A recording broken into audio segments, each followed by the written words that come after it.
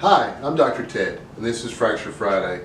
For this episode, I thought we'd talk about distal radius fractures, specifically intra-articular comminuted distal radius fractures, because distal radius fractures are exceedingly common. It's the #1 fracture that people suffer from. So there are a lot of different patterns, and I can go over most of them, but I think the fastest way or the most easy way to do it in this video format is to just do one aspect of distal radius fractures at a time. So this time I chose the kind of more dramatic one, which is when they're broken into a bunch of different little pieces and they're displaced, meaning the pieces are no longer sitting where they belong.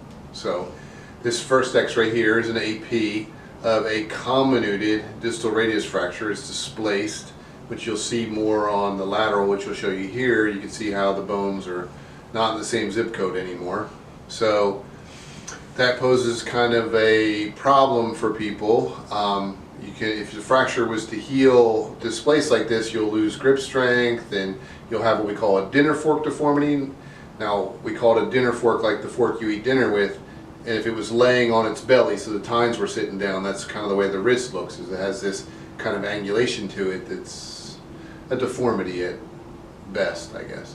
So to avoid all those problems, the grip strength and the deformity, we do what's called an open reduction internal fixation. So we make an incision in the volar aspect, the palm side of the wrist, and put this plate on it. So these post-reduction x-rays here, this AP x-ray here, shows the distal plate and all the pieces put back where they belong and all the screws holding those pieces in place.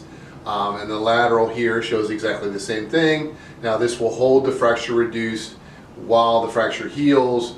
This approach allows for early range of motion type activities, so it's a preferred treatment for this type of fracture. Hope you enjoyed this video. Thanks for watching.